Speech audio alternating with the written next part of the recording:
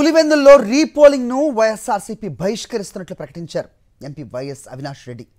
తాము మొత్తం 15 బూత్లలో కూడా రీపోలింగ్ జరపాలని ఎస్సీసీని కోరితే ఏదో కంటి తులుపు చర్య కింద కేవలం 2 బూత్లో రీపోలింగ్ నిర్వహిస్తున్నారని ఆయన ఆగ్రహం వ్యక్తం చేశారు. మొత్తం 15 బూత్లలో కూడా కేంద్ర బలగాలతో రీపోలింగ్ జరపాలని డిమాండ్ చేశారు. పులివెందుల ఉప ఎన్నిక కోసం కోర్టును కూడా ఆశ్రయిస్తామన్నారు వైఎస్ అవినాష్ రెడ్డి. ప్రజాస్వామ్యాన్ని కాపాడాల్సిన బాధ్యత ఎస్సీసీపై ఉందంటున్న అవినాష్ రెడ్డితో మా ప్రతినిధి శ్రీనివాస్ మాట్లాడారు.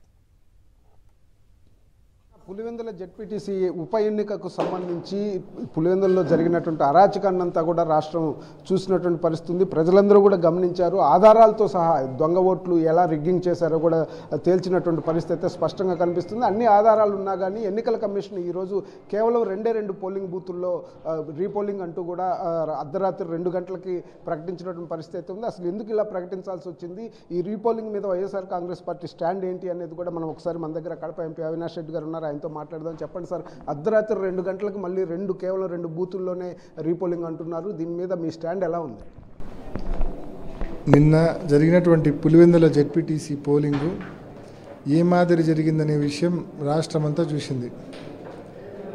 జిల్లాలోని తెలుగుదేశం పార్టీ క్యాడర్ మొత్తం పులివెందుల మండలానికి రావడము, ఈ మండలంలో ఉన్న ప్రతి బూత్ దగ్గర వందలు 500-600 మంది జనం ప్రతి బూత్ దగ్గర ఉండి మా ఏజెంట్లు పొద్దున్నే 5:30-6 గంటలకు పోతాన్ని బలవంతంగా దాడి చేసి ఆ ఏజెంట్ ఫారాలు లాక్కోవడము, లోపలికి పోకుండా అడ్డుకోవడము, తర్వాత ఓటర్లు ఓటేయడానికి వస్తే వాళ్ళ దగ్గర ఓటర్ స్లిప్పులు వీళ్ళే లాక్కొని వెళ్ళి బయట నుంచి వచ్చిన వాళ్ళే వీళ్ళ ఓటర్ స్లిప్పులు లాక్కొని పోయి దొంగ ఓట్లు వేయడము. ఈ తంతు చాలా క్లియర్గా విత్ ప్రూఫ్స్ మనం నిన్నంతా చూసినాం.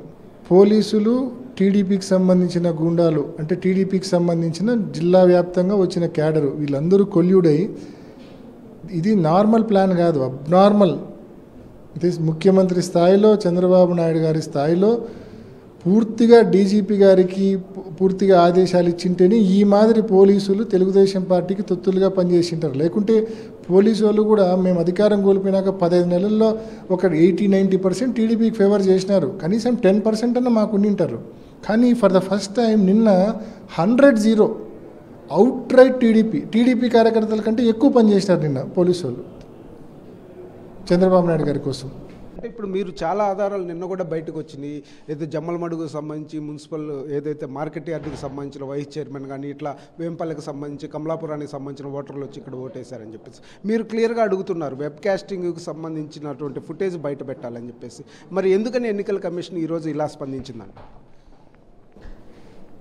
మనం వెబ్ కాస్టింగ్ ఫుటేజ్ ఇస్తే, సీసీ ఫుటేజ్ అంటే పోలింగ్ బూత్ ప్రెమిసెస్లో ఉన్న సీసీ ఫుటేజ్ ఇస్తే, ఈ 2 మా అభ్యర్థికి, మా జెడ్పీటీసీ అభ్యర్థికి పెన్ డ్రైవ్లో ఇస్తే 15 బూతులకు సంబంధించింది మేము క్రిస్టల్ క్లియర్గా విత్ ఆధారాలు ప్రతి బూత్లో ఎన్ని దొంగ ఓట్లు పోలైనాయి, ఒకే వ్యక్తి ఎన్నిసార్లు ఓట్లు వేసినాడు, ఆడోళ్ళ పేరుతో ఉన్న ఓట్లు మగోళ్ళు ఎలా వేసినారు, మొత్తం అంతా విత్ అంతా అనలైజ్ చేసి మళ్ళీ మేము ఎన్నికల కమిషన్కు నివేదిక ఇవ్వగలం.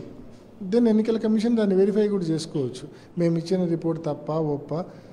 ఎందుకంటే మేము ఓటర్ లిస్టులో ప్రూఫ్ ఏ రకంగా ఇస్తామంటే, ఎవరైతే ఇక్కడికి వచ్చి వెబ్ కాస్టింగ్ మాకు ఇస్తే కన్నా మేము ఏ రకంగా ప్రూఫ్ ఇస్తామంటే, ఎవరైతే ఇక్కడికి వచ్చి ఓట్లు వేసినారో వాళ్ళ ఫేస్ రౌండ్ ఆఫ్ చేసి సీరియల్ నెంబర్ ఇస్తాం, 1 2 3 4 5 6 7 అని, అట్లా 100s ఇస్తాం.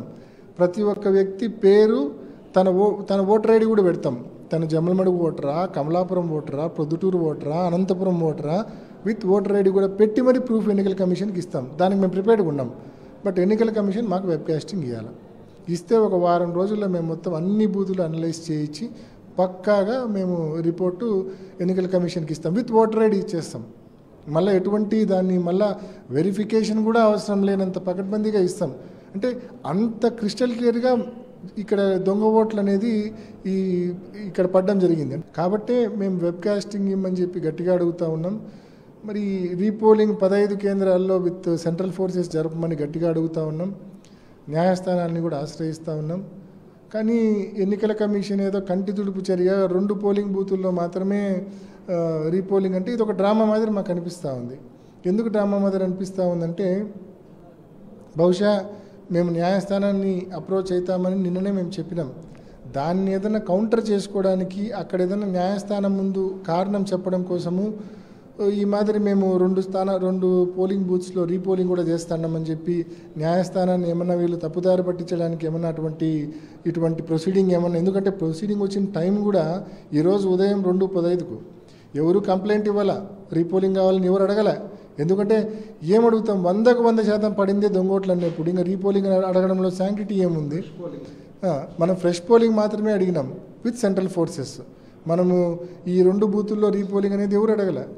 ఈ 2 బూతుల్లో రీపోలింగ్ అనేది కేవలం జాయింట్ కలెక్టర్ అంతా జాయింట్ కలెక్టరే కలెక్టర్కి చెప్పడం, కలెక్టర్ ప్రొసీడింగ్ ఇష్యూ చేయడం. ఇది ఒక డ్రామా మాదిరి అనిపిస్తూ ఉంది మాకు. కాబట్టి ఈ ట్రాప్లో మేము పడదలుచుకోలేదు. That's why we are not participating in this repoll.